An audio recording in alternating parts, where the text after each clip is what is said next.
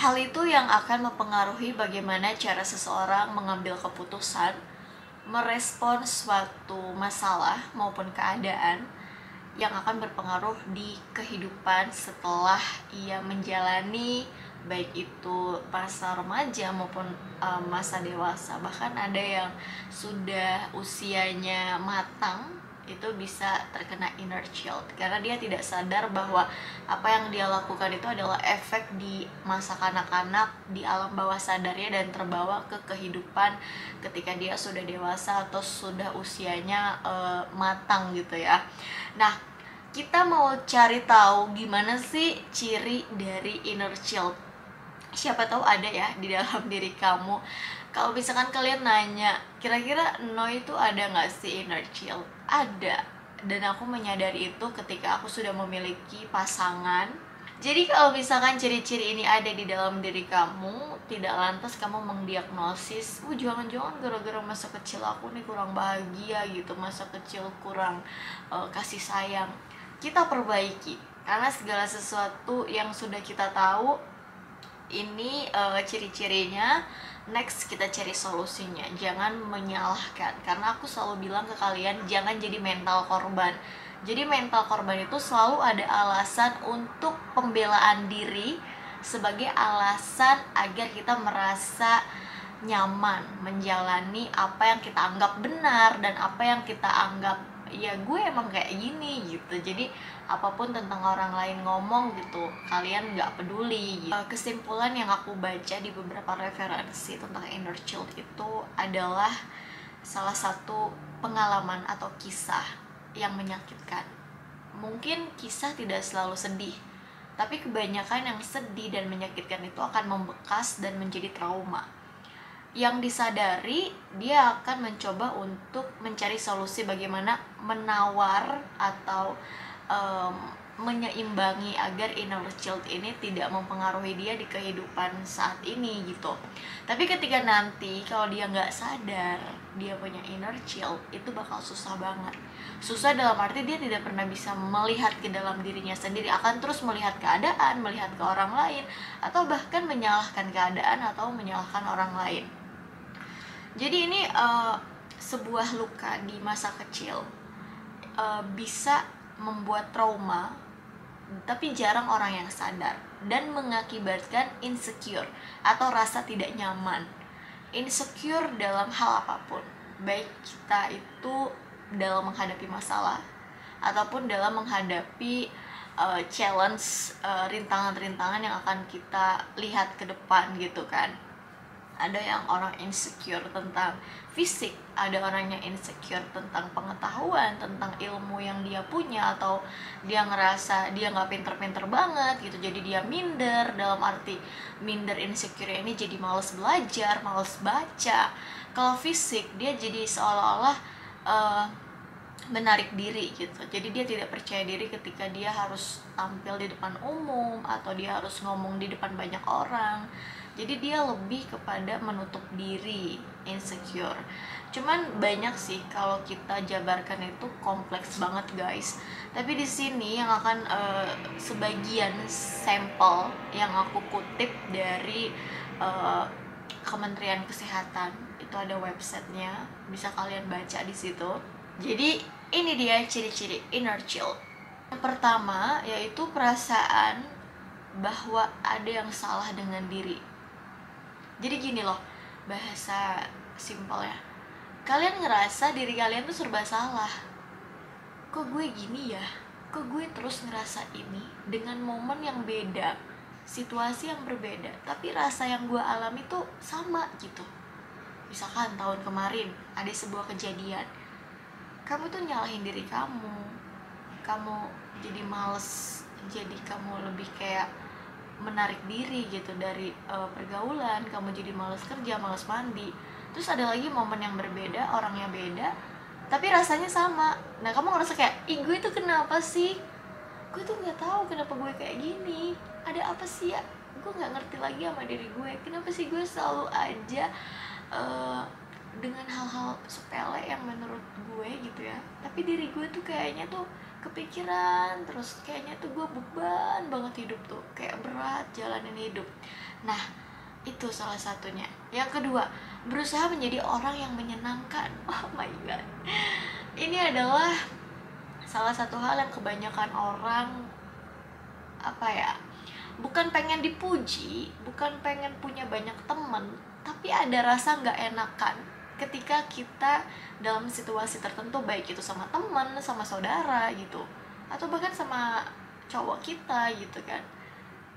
Ujung-ujungnya ngebatin kan, karena kita ya nggak apa-apa pasang topeng kan, padahal di dalam hatinya tuh mendidih gitu kan. Iya, oh iya gitu kan, senyum gitu ya dengan ekspresi yang baik-baik aja. Sebenarnya di sini berdarah-darah gitu, karena kita ngerasa kita pengen menyenangkan orang sekitar kita gitu. Tujuannya baik, tujuannya mulia, tapi ketika terus berlanjut, aduh babak belur dong. Lama-lama kita akan menjadi capek, batin kita capek, pikiran kita capek. Next, yang ketiga, menjadi pemberontak dan merasa senang saat berselisih dengan orang lain.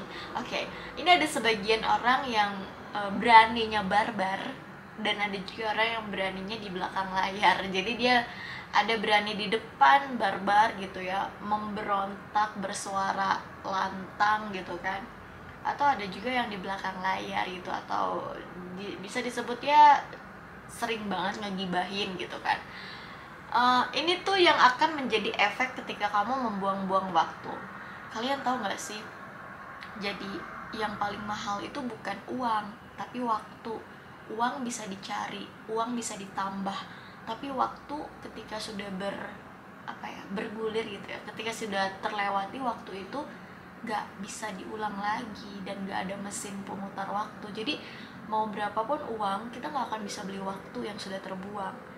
Tapi kalau kita punya inner child yang efeknya itu kita jadi pemberontak, berani berselisih dengan orang lain, dan itu terus menerus kita kebiasaan untuk jadi barbar, untuk jadi lebih frontal menghadapi masalah. Ketika masalah sepele, kita nggak mau dianggap cemen, nggak mau dianggap lemah gitu, kita langsung pasang badan, atau kalau kita nyindir di status, di story. Itu akan membuat kamu wasting time, buang-buang waktu. Dan mungkin kita nggak ngerasa kayak waktu gue banyak nih, rebahan mulu. Cuman ketika kita udah next usia umur 25 tahun ke atas, kita ngerasa kayak aduh, kemarin tuh gue tuh banyak buang waktu ya, gue ngerasa stuck gitu, karena gue buang-buang waktu dengan hal yang tidak penting. Perlu diwaspadai. Oke, next, yang keempat, menjadi hoarder, penimbul kompulsif terhadap barang-barang yang sebenarnya tidak diperlukan. Aduh, jadi kayak gini, kita menimbun barang-barang yang sebenarnya kita nggak butuh, tapi kita suka aja. Emang sih, kadang kalau misalkan kita suka sama barang, jadi kayak kita tuh numpukin barang, lebih kayak kita tuh kayak ada kekosongan dalam diri, tapi yang diisi tuh lemari, yang diisi tuh kayak make up yang banyak banget. Jadi kayak ketika membeli suatu barang, kita tuh ada kepuasan gitu loh. Tapi kalau kita nggak bisa beli barang itu, kepikiran terus, padahal kita nggak butuh sama barang itu. Ibaratnya nggak urgent banget lah pengen barang itu. Nah, itu yang harus diwaspadai. Aku sedang memperbaiki itu agar menahan nafsu aku untuk belanja. Jangan sampai kayak ada kekosongan di diri aku merasa kesepian gitu ya. Dalam arti mungkin maybe teman-temanku udah pada punya kehidupan masing-masing, nggak kayak waktu kuliah. Terus aku ketika jalan ke mall, aku pengen beli ini beli itu, ngeborong gitu ya. Itu harus diwaspadai. Oke, next, yang kelima, tidak bisa melepaskan harta benda dan orang lain. Artinya gini, bahasa sederhananya, kamu tuh ketergantungan sama harta benda dan ketergantungan orang lain. Dalam arti kalau harta benda mungkin realistis, kita tidak bisa maksudnya kita butuh uang untuk terus menjalani kehidupan. Tapi ketika kita ketergantungan banget, kayak melakukan apapun demi uang, berkorban apapun, mau halal mau haram gitu ya, digas terus, nah itu yang salah. Tapi ada kebanyakan orang memang ketergantungan pada orang lain ketergantungan kasih sayang, ketergantungan perhatian. Ini yang mesti kita sadari gitu, bahwa kita jangan ketergantungan sama apapun. Terlebih mau itu kita lagi sendiri ataupun kita lagi sedih, ketergantungan kita yang semestinya ya kepada Sang Pencipta, Allah Subhanahu wa Ta'ala. Jadi buat teman-teman yang mungkin ngerasa kayak yang gue tuh nggak bisa tanpa lo, atau duh gimana ya gue nanti kalau nggak sama dia gitu, gimana ya gue kalau misalkan gue nggak bareng sama dia lagi. Nah, itu adalah salah satu bentuk ketergantungan kita secara emosional kepada seseorang. Jadi bahu sendiri harus dikuatkan, guys. Oke, yang selanjutnya adalah yang keenam, merasakan kecemasan dengan sesuatu yang baru. Merasa bersalah karena menetapkan batasan. Jadi gini, kamu tuh punya kecemasan ketika ada teman baru kamu atau karyawan baru di tempat kerja kamu. Nah, itu contohnya. Atau kamu merasa cemas ketika ada ujian gitu kan, ujian dalam arti di kuliah atau ujian hidup, masalah. Kamu tuh cemas untuk memikirkan kayak, kenapa sih harus ada kayak gini, kenapa sih masalahnya harus panjang, kenapa sih harus begini, cemas gitu loh. Jadi padahal mungkin ketika kita mendapatkan sesuatu yang kaget, kita refleks panik dong. Tapi ketika lebih dari panik, berhari-hari, itu masuknya udah kecemasan. Jadi kamu cemas mikirin terus masalahnya, pengennya buru-buru selesai, terus kamu tuh pengennya cepet-cepet. Nah, itu kecemasan yang harus kamu minimalkan. Yang selanjutnya itu tadi, merasa bersalah karena menetapkan batasan. Gini, kamu tuh ngerasa bersalah ketika kamu temenan sama orang yang kamu tahu orang itu tuh cuma manfaatin kamu doang. Orang itu tuh cuma pengen butuh doang ke kamu. Terus kamu menetapkan batasan ketika kamu jaga jarak. Tapi kamu ngerasa bersalah, aduh gue bener gak ya? Terus kamu nanya ke teman kamu, gue tuh bener gak sih keputusan gue kayak gini? Nah, kamu gak percaya diri untuk menetapkan batasan. Padahal ketika kamu punya prinsip atau inner child kamu udah hilang dan terobati dengan kamu mencoba untuk menerima trauma masa lalu itu, kamu punya prinsip yang kamu terapkan. Ketika kamu gak cocok sama orang, jaga jarak. Ketika kamu sakit hati sama orang, jangan dibales, blokir, unfollow. Ketika kamu ngerasa kamu gak cocok nih sama orang ini, kamu sakit hati dan kamu gak bisa membalas dia gitu dengan perilaku yang sama ketika dia memperlakukan kamu menyakitkan, ya udah, gak usah dibales, gak usah direspon, blokir, unfollow. Itu adalah batasan. Tapi ketika kamu terus-terusan mikir kayak, duh bener gak ya, aduh gak enak nih, aduh kayaknya nggak nyaman banget ya kita ngeblokir orang. Nah, itu kamu punya inner child. Jadi kamu harus punya prinsip untuk menetapkan batasan pada sesuatu yang mungkin menurut kamu itu nggak baik atau hal-hal negatif, harus dibatasi, jangan sampai bablas. Yang ketujuh nih, berusaha untuk menjadi orang yang sangat berprestasi. Waduh, ini sih aku dulu ya. Jadi dulu tuh aku suka ambisius, pengennya pengen lebih kayak pembuktian, ini loh gue gitu, gue bisa kok dapat nilai bagus, gue bisa kok membanggakan orang tua gue. Itu berangkatnya dari mana? Berangkat dari rasa sakit hati dan terhinakan. Jadi intinya gini, capek sih jadi orang yang selalu perfeksionis, yang ingin selalu jadi number one di setiap apapun yang kita pengen. Itu tuh akan melelahkan batin kita, guys. Bayangin kamu beban kuliah 4 tahun, kamu ingin menjadi orang yang menunjukkan, aku kuliah bener-bener pengen dapat nilai bagus. Berangkatnya dari sakit hati dan dari rasa kecewa. Ketika kamu dapat B, aduh itu rasanya dunia hancur banget gitu, karena itu udah dirasain sama aku kan. Karena kuliah kan mata pelajaran kan A terus ya kan, satu semester 1, semester 2, semester 3 ada dosen yang ada B aja. Itu tuh dunia tuh udah kayak, aduh, kenapa sih harus B? Ini kan A semua, kenapa nggak A semua? Itu akan melelahkan banget. Dan aku merasakan itu. Apapun yang yang aku jalani selama 4 tahun kemarin kuliah itu benar-benar melelahkan banget, karena aku ingin selalu berprestasi dan ambisius. Dalam arti berangkatnya dari mana? Berangkat ingin pembuktian karena sakit hati itu sebenarnya nggak baik guys. Jadi lebih ke mental sih kalau misalkan kamu dapat sesuatu yang di luar ekspektasi kamu.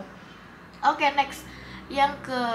Selanjutnya yang ke-8, mengalami kesulitan saat memulai dan menyelesaikan tugas. Kok gue banget sih ini ya. Jadi gini, kalau banyak kerjaan, banyak tugas, ini tuh mulai dari mana sih gue gitu. Terus kalau misalkan ada masalah, ada apapun itu, aduh gimana sih nyelesainnya, udah deh lupain aja. Nah aku tuh selalu kekurangan aku tuh gitu. Dalam arti mungkin aku punya inner child yang dulunya aku nggak sadar, tapi sekarang aku mulai untuk memperbaiki diri aku, memaafkan segala momen-momen baik itu yang aku ingat maupun yang enggak aku ingat. Aku berdamai dengan diri aku sendiri untuk kayak it's okay gitu, memaklumi karena semua yang ada di dunia ini, apapun itu yang menyakitkan, mereka itu tidak sempurna. Jadi berdamainya gini, mereka tuh gak sempurna loh Noy, mereka tuh bukan malaikat, mereka tuh bukan sang pencipta gitu. Wajar aja ketika lo merasa kecewa atau lo merasa gak terima diperlakukan seperti itu, because mereka human gitu, mereka cuma manusia, dan lo juga bisa melakukan itu ke orang lain. Nah itu yang selalu aku terapkan ketika lagi kesel, lagi marah, atau ketika memori aku tuh keulang lagi dengan sesuatu yang bikin aku sakit, atau mood aku jadi jelek gara-gara satu insiden atau kejadian. Aku bilang oke, dia manusia, dia nggak sempurna sama kayak gue juga manusia dan gue nggak sempurna. Terus itu diulang-ulang agar menjadi kebiasaan saat kita menghadapi segala hal.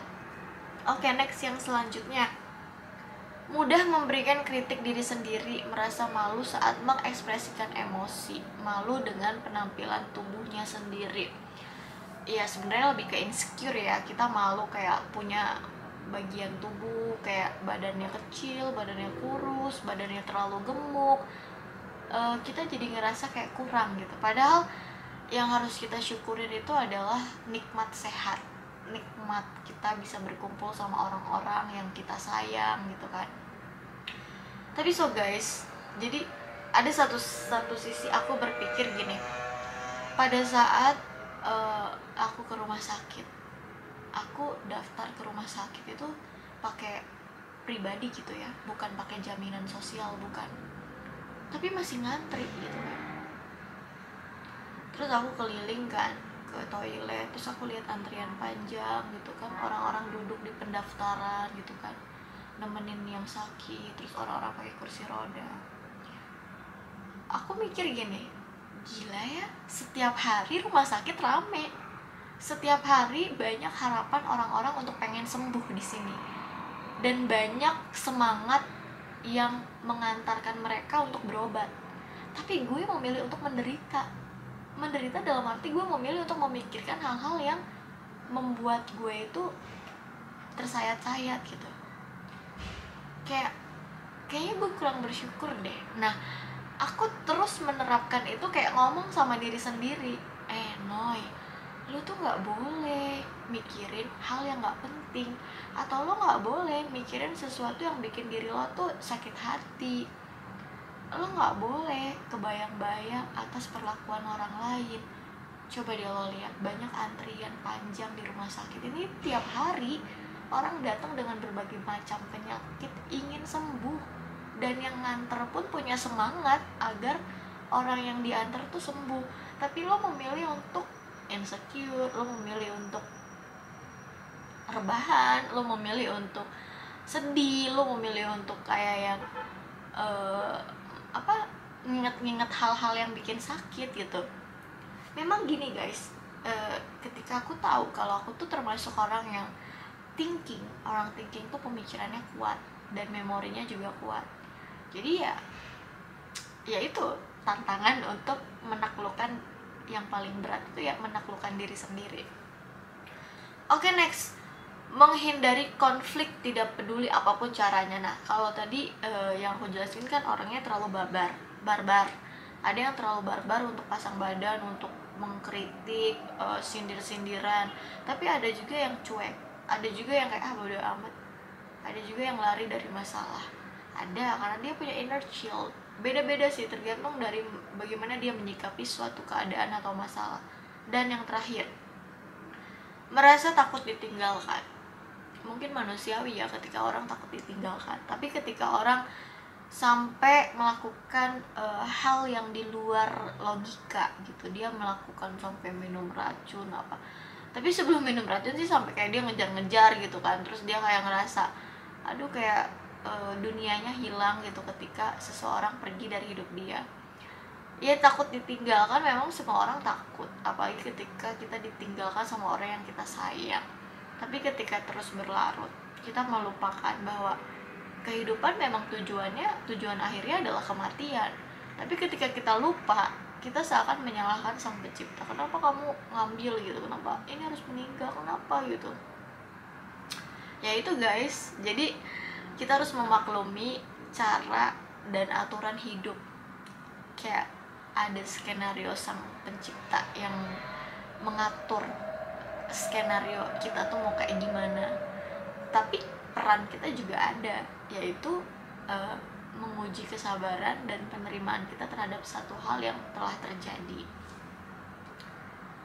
Oke guys, thank you so much udah nonton video ini. Kayaknya udah over ya durasinya, tapi nggak apa-apa, nanti aku next video akan ngomong tentang faktor yang menyebabkan inner child itu ada. Apa aja faktornya? Next video berikutnya. Jangan lupa like, comment, dan subscribe. Kita ketemu di next video.